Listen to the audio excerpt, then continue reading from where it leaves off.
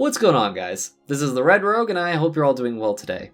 Now, patch 9.1 is seeing a lot of things being added and changed in Shadowlands, and of those things, Torghast is receiving a really large rework.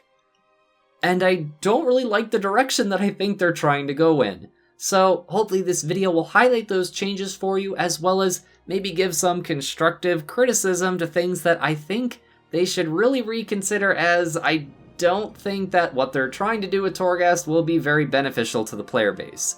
Maybe I'm in the wrong, but I guess you'll have to decide for yourself after you watch this video. So, thank you so much for joining me today. Now, let's take a look at these Torghast changes together.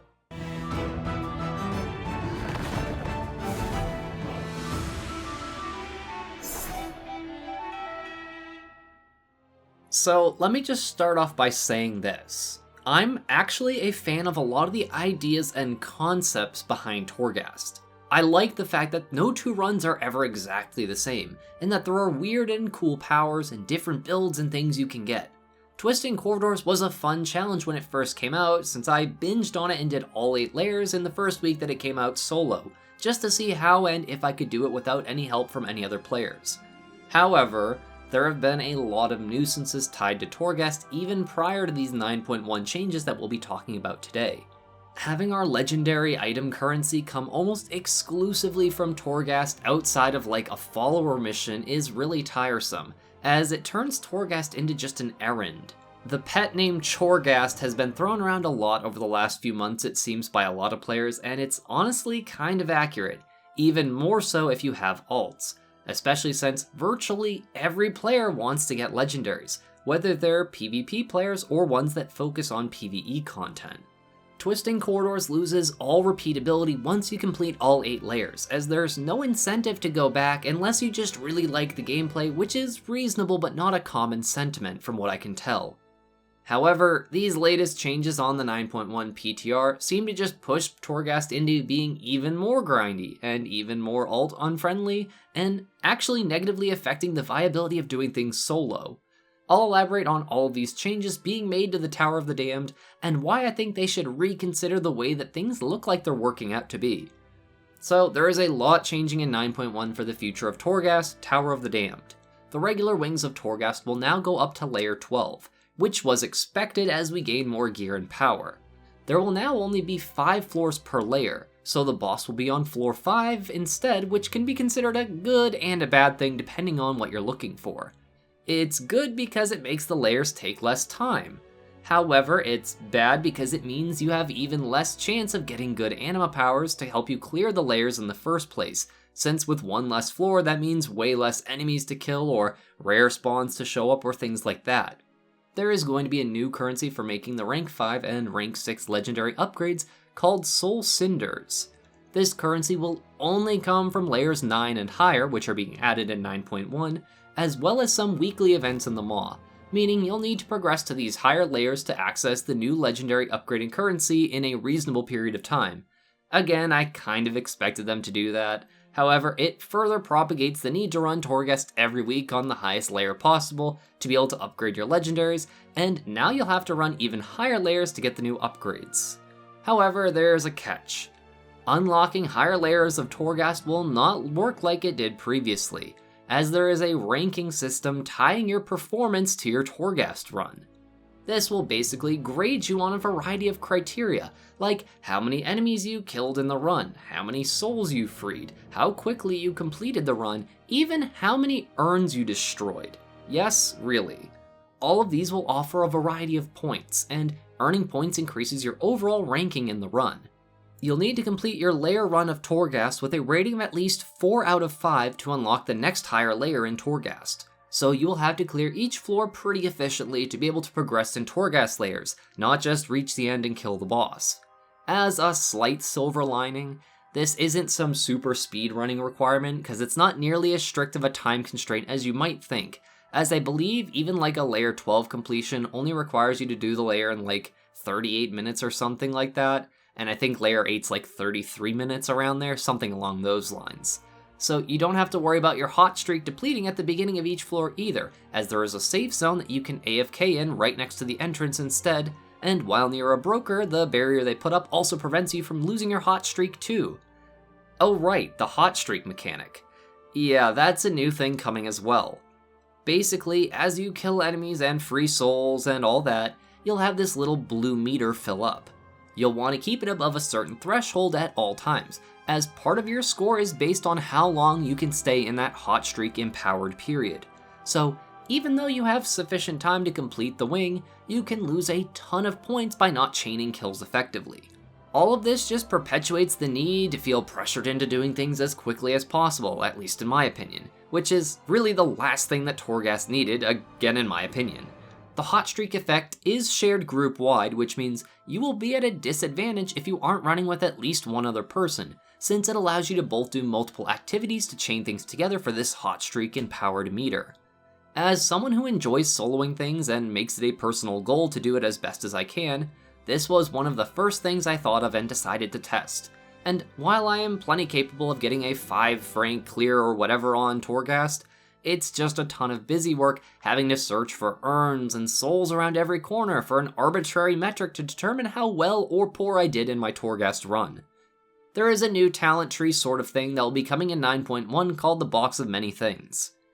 As of now on the PTR, you'll just have to enter any layer of Torghast to find a broker named Vanish in one of the floors. He will give you the Box of Many Things, which you'll then take to the Rune Carver. Once you open it, you'll see this big old talent tree that you need to use a new currency called Tower Knowledge to open the traits for. This currency comes from clearing Torghast layers, and the first thing I noticed is that the currency has a season cap. To me, that means they're probably going to time gate exactly how much of this Tower Knowledge you can earn every week.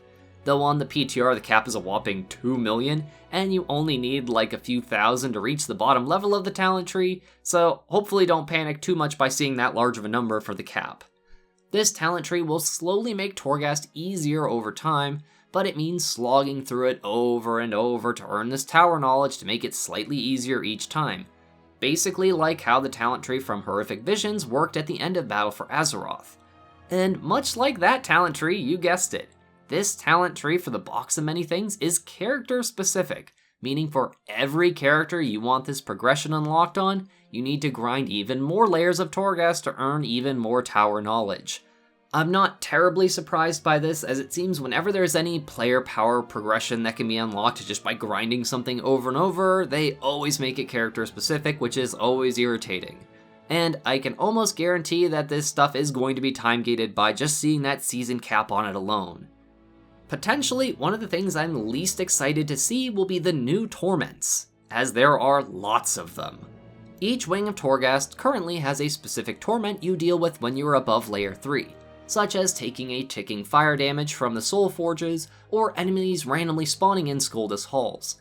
Well, these ones in particular are going away and are being replaced by what looks like a daily rotation of a plethora of nuisances. You only start to see these when you reach layer 6 or higher, and the further past layer 6 you get, the more of these torments you deal with at the same time, but some are hugely detrimental. Again, on the PTR they change every day, but it might be a weekly rotation on live servers and they're just doing this to test as many of them as possible, I'm not quite sure. Either way, some are pretty minor things, like enemies leaving explosive souls behind when they die, where others are just downright crazy, like a 50% damage buff to non-boss enemies when they drop below 30% health. If that sounds familiar to you, then you're probably someone who has done at least a little bit of Mythic Plus, as this works virtually identical to the Raging affix, though not quite as huge of a damage buff. Oh, and apparently it can't be removed with Shiv or Soothe right now on the PTR, so that's cool too. One affix in particular I remember, though I don't remember the name exactly, was something like whenever you drop below 40% health, you're immediately feared for 3 or 4 seconds, which is absolutely lovely to have happen in the middle of a pull only to get annihilated since you can't do anything. There are quite a lot of them, and several are just downright infuriating, to the point where the standard torments from the 9.0 version of Torghast are probably preferable in most cases. Lastly, we have the Adamant vaults. There seems to be some unknown reward attached to this special new feature of Torghast. To reach the Adamant vaults, you must have activated the Adamant vault's power on your Box of Many Things.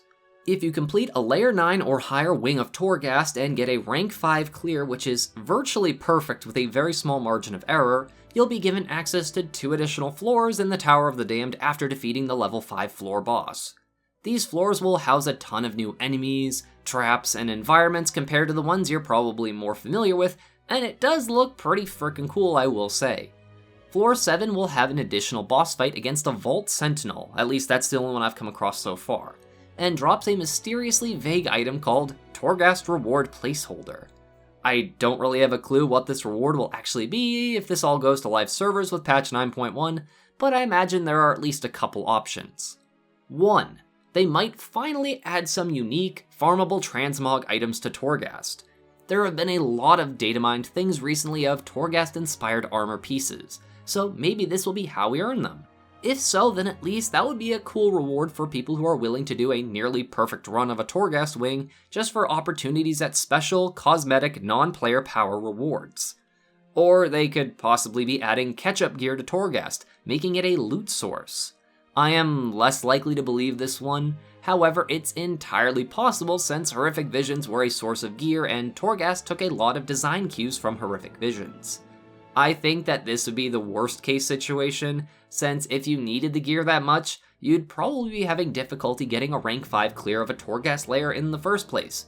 Or if it did become a lucrative gear source, then it'd probably feel even more mandatory to clear Torghast as much and as fast as possible on all your alts that aren't caught up yet so that you can get those rank 5 clears so you can get to the Adamant vault for more gear. When Torghast was first announced, and even on the beta while I was testing it, it was fun to feel powerful and have all these crazy powers and effects that I had never seen prior. However, as tuning was done to it and changes were made going to live, and then the realization that even if I didn't want to do it, I'd feel obligated to keep going in for my 2 runs each week just for legendary crafting purposes. And it began to feel overly time consuming and eventually very repetitive. And that's just on my main, who is pretty geared, I would say. I can't imagine keeping up with the grind of Torghast on more than like 2 characters at a time, and making it so you need to basically fully clear every floor just to have a scoring system say I can progress to the next layer is not some feeling of accomplishment or anything of the sort. It just makes me have to clear everything until I unlock up to layer 12, and then I'll just speedrun past whatever I don't want to do to get my soul cinders or mega soul ash or whatever the heck they're gonna call it. And while the box of many things will probably make Torghast easier in the long run for people, it makes it feel like just another currency to grind out for buffs to offset the plethora of negative effects you're going to be bombarded with despite gaining more gear and power as you've leveled and progressed throughout the expansion. At this point, I can confidently say that all I would have wanted from Torghast was just to be a different mode of PvE gameplay with no player power attached to the rewards. Maybe some cool transmog, or some mounts, or pets, or cosmetic goodies to show you did some challenging bits of content like the Mage Tower did back in Legion, you know, stuff like that. Making Torghast a required task for anyone who wants to be relatively caught up on their characters was not a great design choice in my opinion. I guess you could argue that maybe less people would have done it if they didn't feel like it was required, but then that'd be their choice and there'd be no loss because they'd be doing it because they want to do it and not because they felt like they had to. Even after all this though, I still think that Torghast has potential for Shadowlands, but these design choices, in my opinion, are gonna do more harm than good. But again, it's my opinion, I don't speak for everybody, and maybe I'm wrong, maybe people will love these changes, so feel free to let me know in the comments below what you think of the current state of Torghast and the future of it based on what we've seen so far in these changes. Either way, I hope you enjoyed this video and listening and hearing about the changes that are coming out with Torghast in 9.1, at least as of this PTR build, and I'll be sure to keep you folks up to date, and who knows, maybe they'll balance and tune these things and it will make for the betterment of Torghast, which would be awesome. And if you did enjoy the video, then feel free to leave a like or a comment, as it's tremendously appreciated and helps a lot with the videos and the channel's growth, and that's really awesome of you to consider. And as always, my gratitude to all of my viewers and especially my patrons, who all help make these Shiba Shenanigans possible. Thank you all so much for watching. This is the Red Rogue, and I'll see you guys around.